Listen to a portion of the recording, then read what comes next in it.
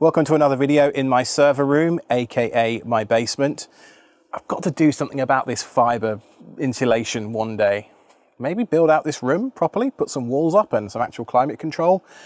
It's the summer in the south and it is humid down here today. But anyway, that's by the by. Those of you that have been listening to my podcast for a while will know that I'm rather excited this week. I finally got fiber. I can scarcely believe I'm saying it. So what you're looking at here is an AT&T fiber box. This is the BGW320. I have 5 gigabit symmetric fiber, 5,000 up, 5,000 down. As a video guy, I do a lot of video stuff for work with Tailscale, and obviously sometimes I'm uploading stuff here too. Those are my primary pain points when I'm uploading stuff. But another one that's like a low-key background noise, it's just been a pain in the backside with Spectrum for the last few years. I've been limited to 1,000 down. Okay, that bit was fine, but it was 30 meg up with Spectrum. So replicating any amount of data off-site, and I've got somewhere in the region of, I think 15 to 20 terabytes sat in these boxes that are going off to England and Canada and a couple of other places too. And just the initial replication of that kind of stuff, it's no fun. It literally takes weeks. And let's say I shoot a new video and then I dump sort of 50 gigs worth of footage, 100 gigs worth of footage onto the array. That could be a week's worth of upload with Spectrum. So I'm really happy to have AT&T fiber. So what I want to walk you through today are some of the upgrades that I made in preparation for AT&T coming along. First of all, I'm going to talk you through this little Lenovo ThinkCentre up here, which replaced a couple of the Dell small form factor boxes in my rack. In there is running Opensense as a Proxmox virtual machine with a dual SFP plus PCIe card with that passed through in Proxmox as a virtual machine. And it's working actually pretty well. But the UPS man just delivered me something very exciting. This is the Unify Dream Machine Pro Max. And you know me, if you've watched my other videos, I'm a bit of a Unify fanboy. I have a couple of switches here. I have half a dozen upstairs too, doing various things. And I just feel like I'm missing out on some of the Unify magic by not having a Unify firewall. So at the very least, I'm going to walk you through the inside of that Lenovo box today. I might also get to installing this, although I'm traveling for work soon. So maybe doing a firewall upgrade just before I go isn't the best plan, but you only live once, right? So let's make a start, shall we? So this is the Lenovo ThinkCentre in question. This is an M720q model, and inside it has an i5 8400T CPU, 64 gigabytes of RAM, and then a couple of NVMe. Well, it's got one NVMe drive and one SATA 500 gigabyte disk as well. I think it's actually my old Steam Deck SSD. I think I put that one in there in the M.2 slot. And so the first thing I'm going to do is power off, I call this thing Neo because it's the one box that must be up in my network no matter what. It's plugged into my IP KVM up the top there, so that if I ever need to get to the console or remotely control it, I can do via IP. I think the next thing to do is to break it open on the bench for you once it's powered off. All right, so inside, this thing is just held together by one screw.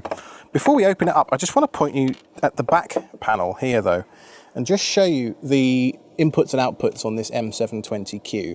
You have the standard Lenovo kind of square power input just here, a display port, a USB super speed, I think 3.0, but don't quote me, HDMI, another USB, and then a couple of USB 3s, and then a standard gigabit NIC here on the back just for the actual host itself. Then this is where the magic happens in terms of using this as an Opensense box at least. This is the custom 3D printed bracket for an SFP Plus card. So let me just break the top off here. And you can see that inside is a custom 3D printed bracket with a fan. Now I'll put a link in the description to the chap that sent me this. He actually sells these as just like a hobbyist, like he's just a dude that designed and 3D printed a cool shroud. I think it's stored at untrustedsource.com off the top of my head. I'll put a link in the description anyway. He was kind enough to send me this box as a thank you for, you know, making the podcast and stuff for all these years. So here is my way of saying thank you by sending some people your way, good sir. Inside, you can see that we have a bunch of really pretty standard looking hardware. There's a PCIe slot here. Look at this thing. Look at this thing. It's a full-on 16x PCIe slot and a standard SFP, well, a dual SFP plus card. So this is a dual 10 gig NIC card inside one of these tiny, tiny little machines. And it's held in place with this custom 3D printed bracket just here. So if I go ahead and just get this screw out, I actually want to try and finagle taking this PCIe card out if I can. There's another screw just here on the side which holds the PCIe right angle riser in place. I don't really want to take any more out than I have to, but sometimes needs must. I might need to take out the SFP Plus adapter in the back there. This is just a standard RJ45 to SFP Plus adapter. The reason I got this one specifically for Spectrum was because this is a switching adapter. So this does 1 gig, 2.5, 5 and 10 gig base T, which over the last few weeks, I've gone from a Spectrum modem with a 1 gig port to a Spectrum modem with a 2.5 gig port, all the way up to now the AT&T box with the 5 gig port. So it's been actually working really well for me. Now, in terms of getting this thing out, it's a little delicate. There's another screw at the back corner here.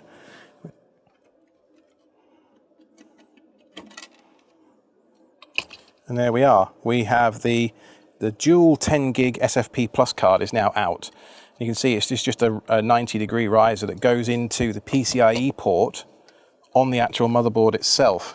And behind there is, well, there's my old Steam Deck SSD, a little 512 gig SSD with an AE key adapter so that it actually fits into the M.2 kind of Wi-Fi slot that's on this board. And then the NVMe for the actual system is in this little section at the bottom here. So the bottom of this case just slides off, and you can see I've got access to not only the RAM over here with 64 gigs worth, also the actual the M.2 NVMe SSD. Now I believe the 720q doesn't have enough PCIe lanes for that second M.2 slot.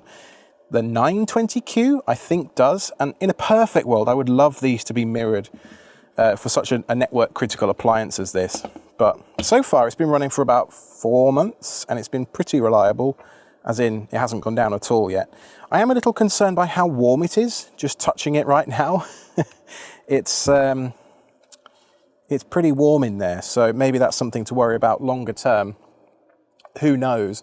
But I think in terms of the hardware side of things, there's a typical socketed i5 8400T underneath this fan and heatsink down here. Shall we get that out? Yeah, why not? We're on camera. We may as well do as much destruction as we can.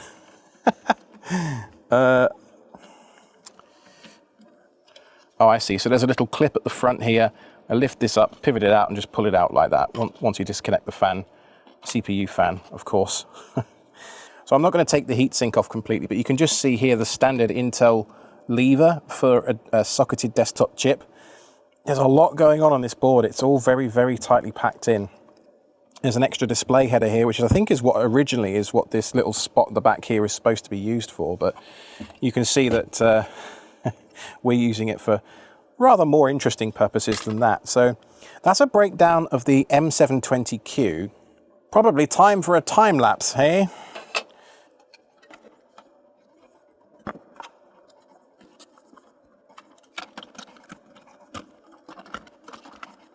All right, so that's what it looks like, all buttoned up and put back together. You've got the custom fan shroud here, and then the typical laptop style fan just here. So you go ahead and put the front of this thing back on, and suddenly it looks like a real computer. Let's go and fight that bit for a second. And then the whole thing is just held together by a single screw on the back here. Just one screw. Easy peasy. And so then to wire it up, actually, it's probably worth talking you through this before I go into the software side upstairs. To wire it up, what I've done is I take either out of my Spectrum modem, which is actually still back here, I take the Ethernet port out the back of there, or this red cable is the one that's coming out the back of the AT&T box, specifically on the 5 gigabit modem. There's one port the AT&T. They don't even supply a modem with a 10 gig port, I assume for cost reasons, but the ONT is built directly into this box. This is the bit that takes the fiber. This is the actual cable to the street. And then there's the piece here, the little coupler on the side here, so that you'd have to replace more than just this little run just here if it breaks. This red cable runs to the back of the rack up here, as you can see. And then the 10 gig direct attach cable runs into my UniFi aggregation switch just over here. So what I'm going to do for right now is reconnect back up Opensense and then take you back upstairs and show you the software side of things. All right, so we're back upstairs away from the heat and humidity of the basement.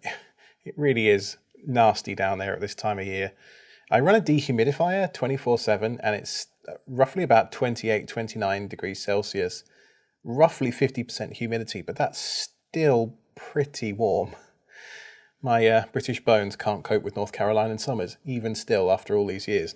So what I want to show you up here is my, well, first of all, temporary desk setup. I'm in the midst of rejigging this entire space, so please bear with me.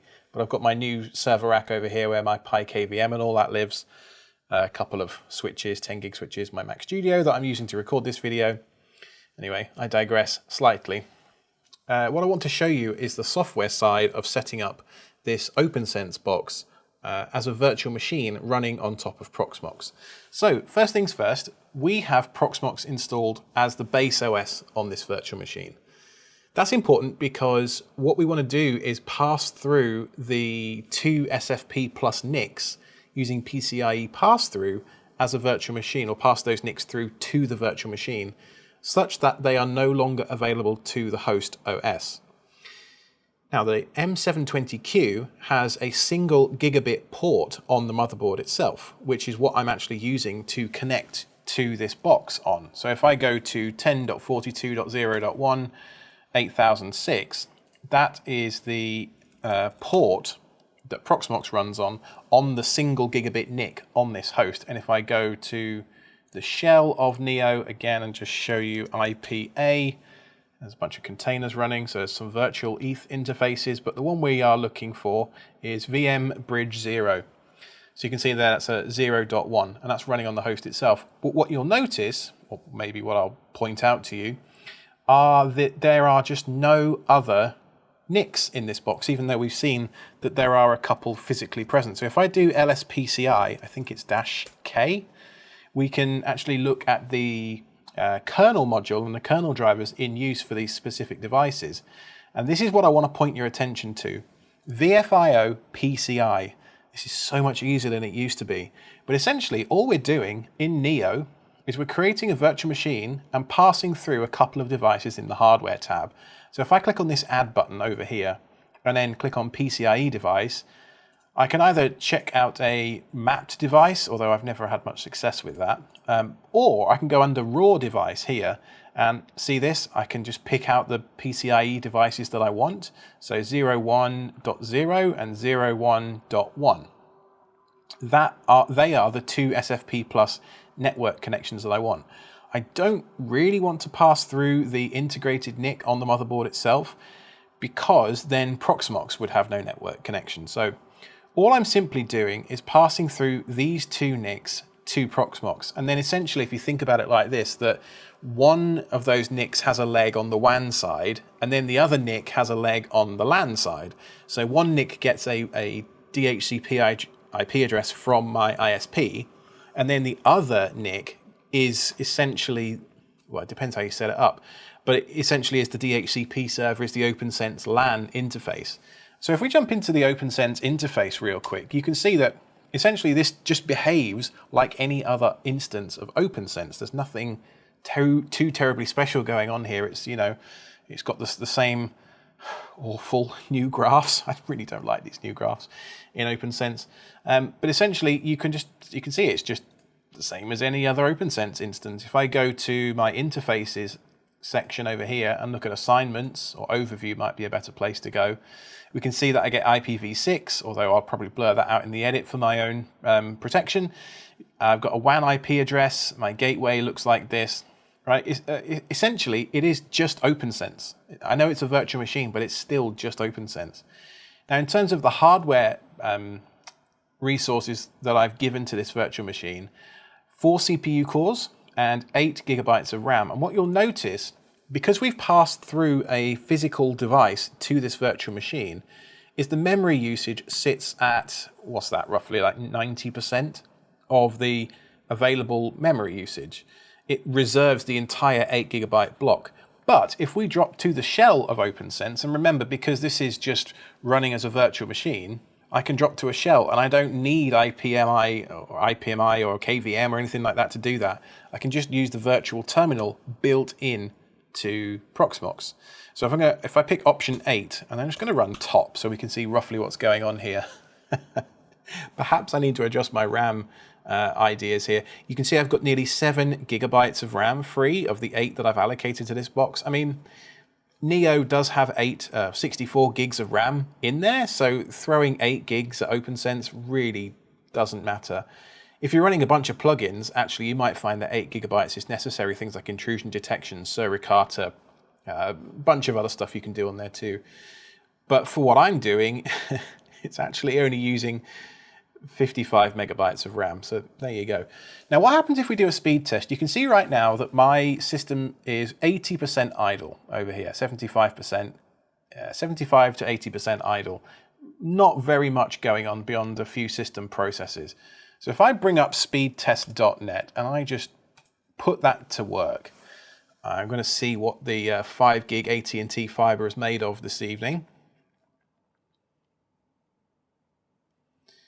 All right, so that's pulling down at a frankly ridiculous 2.5 gig. Nowhere near what I'm paying for out of interest, but still, it's not bad at all, is it? We can see that the idle usage of the CPU is still basically nothing. It just offloads it all to hardware, pretty much. RAM usage stays the same. We got nearly 3 gig down, 3.5 gig up. We can see that, yeah, it really doesn't affect things hardly at all. And so this is where, if I look at the actual host itself as opposed to the virtual machine, I can see that the CPU usage is hovering on average at 0.6. Totally fine. It's mostly sat there doing nothing, which really for a node like this, which is running Pi-hole and for DNS, Caddy for my reverse proxy, some Tailscale stuff, my Unify controller, which may well move on to that Unify box in the next video, NetBoot. I've got Home Assistant on here as well, which is a fairly resource intensive, relatively speaking, system because it's got a whole bunch of plugins and add-ons and stuff installed in it. So here's my Home Assistant instance, just real quick. These are the add-ons I'm running. Nothing too crazy, but this gives you an idea of the sort of load that you can throw at this system. And it's using 16 gigs of the 64 gigs of RAM. I've really over-provisioned this box, haven't I? And hard drive space is 130 out of 460. And so when I actually go ahead and move Opensense off this box, it's going to be sat there even more twiddling its thumbs. Now, I know that some of you are going to be curious about the energy usage of this box. As I say, the box isn't doing a whole bunch right now, and you can see that it's pulling roughly 38 watts. This is being measured by the Unify PDU Pro that I installed a few months ago. If I just look historically, let me just pull up something for the last month or so. You can see that it seems to hover in the region of 25-ish watts, which for me, considering it's doing Home Assistant and Opensense with two 10 gig SFP NICs in it, which are known to not be super power efficient in terms of sleep states, as well as DNS, and it's doing everything that I need a critical network appliance to do for 25 watts. I'm pretty pleased with that. You can see the odd spike here, presumably where I do some ESP home compilations or something that's a little more CPU intensive. But for the most part, it's in that sort of 25 watt ballpark. And this is where I love having data, because I can look back historically at things like, the temperature of the basement, for example, and I can see that it's getting pretty toasty down there. So when I give you those figures in this video, that's because it's based on the data that Home Assistant is recording for me. And you can see that 26 is the low and the high it's getting up there of 29.5 Celsius. So what's 29.5 in 85? So yeah, it's getting pretty warm down there, particularly at the relative humidity that it's recording of approximately 50-ish%. I turned off the dehumidifier to record the video. You can see the impact. Must remember to go and turn that back on when I've finished. Let's look at the humidity for the last month as well. Yeah, approximately 54%, give or take. So it's very stable. It's just hot and unpleasant down there. So I'm very glad to be in the air conditioning of the house.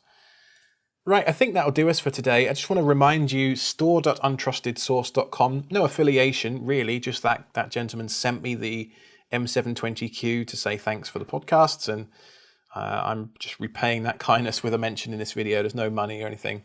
Like I say, he and I are both just dudes making videos for fun at this point. So this is a really good option if you want to build out a home network router appliance. The other resource that I'll point you to is this Serve the Home thread. This is a thread full of absolute gold.